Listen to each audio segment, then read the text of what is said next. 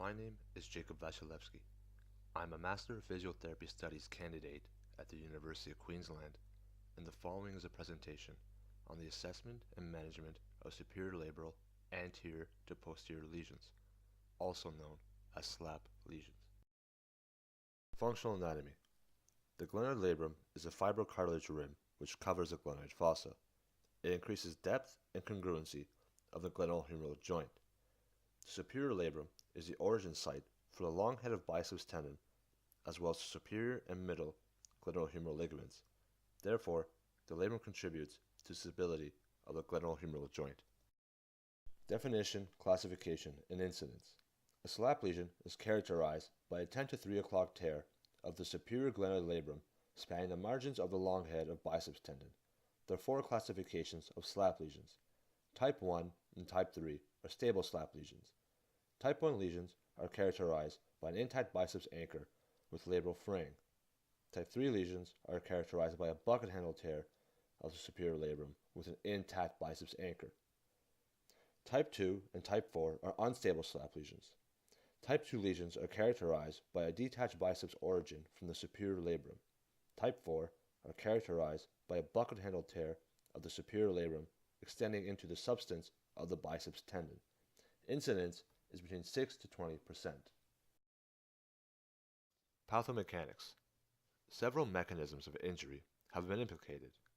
Compressional force of the glenohumeral joint can occur due to trauma, such as when falling on an outstretched arm.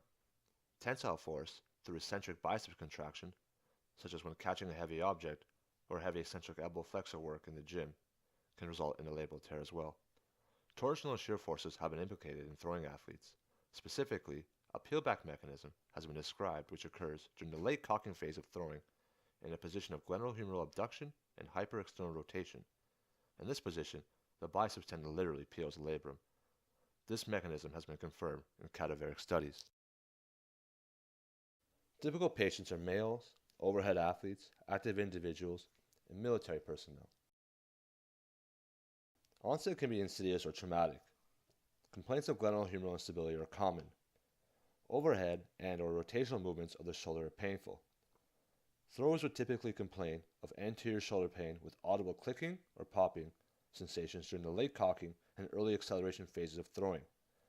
They will also complain of decreased throwing velocity. It is important to note that athletes with SLAP lesions have coexisting shoulder pathologies, commonly rotator cuff tears and glenohumeral instability. Top 3 differential diagnoses are rotator cuff tears, anterior instability, and biceps tendinopathy. Again, it is important to remember that these pathologies can coexist, and ruling them in does not necessarily rule out a SLAP lesion. Objective assessment findings. Diagnosing a SLAP lesion is challenging since there is no single test with high sensitivity and specificity. A meta-analysis concluded that if a SLAP lesion is suspected, Obrien's test is completed first, Crane test second, and Speed's test third. A positive result in all 3 tests increases the likelihood that SLAP lesion is present, in which case MR arthrography is indicated to confirm the diagnoses and rule out any coexisting pathologies. In throwers, a glenohumeral internal rotation deficit of greater than 25 degrees may be present in the throwing arm and is a risk factor for developing a wrist SLAP lesion and other shoulder pathologies. Scapular dyskinesia may be observed during the active movement exam. This is another risk factor for SLAP lesions and other shoulder pathologies, particularly in throwing athletes. Alright Shane, what I want you to do is lift your arm straight to the sky like this. You're going to bring it towards your nose a little tiny bit. Good, that's too much. And what we're going to do is rotate your palm, your thumbs facing down as much as you can. Is that as far as you can go? Good. Don't let me move you, okay? Push, push, push, push, push, push. And relax slowly. Any pain from that? Great. Now you're going to go the other way. Rotate up as far as you can go. Same thing. Don't let me move you. Push, push, push, push, push. And relax slowly. Any pain with that? Now I'm going to demonstrate the crank test. Take the shoulder here. Stabilize the scapula. Take the arm to 160 degrees elevation. And from here, apply an axial load and take the patient's arm through internal and external rotation. I'm going to demonstrate the Speed's test. Alright Shane, what I want you to do is have your palm up to the sky and lift your arm straight out so it's straight, about 90 degrees to your body. Great. I'm going to apply a force to your arm, Don't let me move you, okay? Don't let me move you, don't let me move you. Good, good, good. Push a little bit longer and relax gently and slowly. Good. With respect to ruling out differential diagnoses or other coexisting pathologies, the supine impingement test can be used to rule out a rotator cuff tear. The Apprehension-Relocation Test can be used to rule out anterior instability. Palpation of the long head of biceps tendon within the bicipital groove can help rule out tendinopathy. This is the supine impingement test. So you're going to start the patient supine. You're going to grasp them to their elbow, forearm, and you're going to externally rotate their humerus. From here, what you're going to do is you're going to take them to maximum flexion. The next step of the test is to fully adduct the humerus, so it's touching their ear. And from here, the final stage is to internally rotate the humerus. Okay? This is typically where you get symptom reproduction if they have positive test. This is the anterior subluxation test, also known as the Apprehension-Relocation Test. So you're going to take the patient, abduct his shoulder to 90 degrees, and from here, very gently and smoothly, passively externally rotate the humerus, looking for signs of apprehension.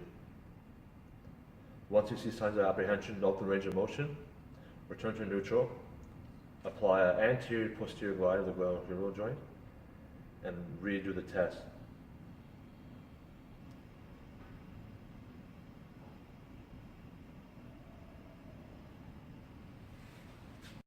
Conservative management.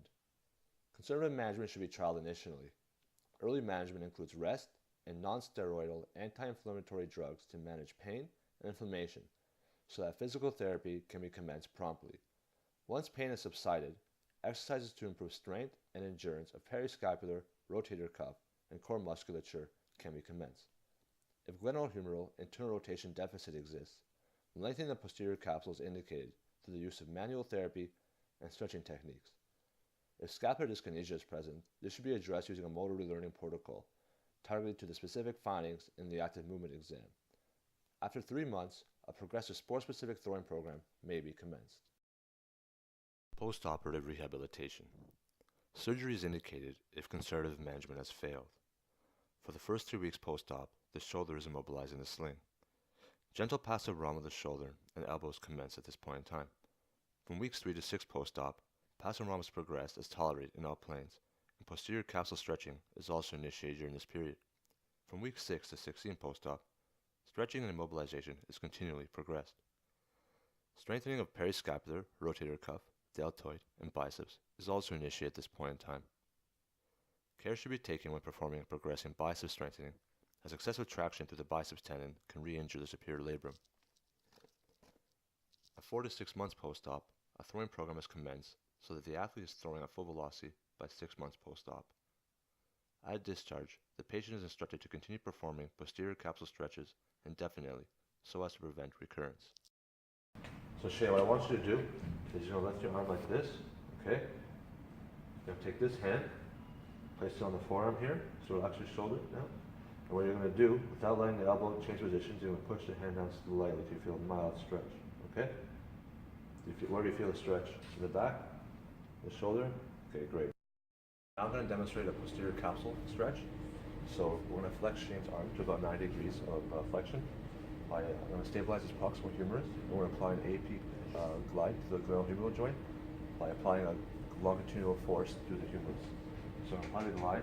From here, what we're going to do, we're going to take him into horizontal adduction to further stretch the posterior capsule. Make sure you keep in the plane of the glide as the joint moves. Feel stretch there? Prognosis. If conservative management is successful, the athlete can expect a full return to sport within 3 to 6 months. With respect to surgery and post-operative rehabilitation, arthroscopic repair of type 2 slap lesions results in excellent outcomes for patients not involved in overhead sports.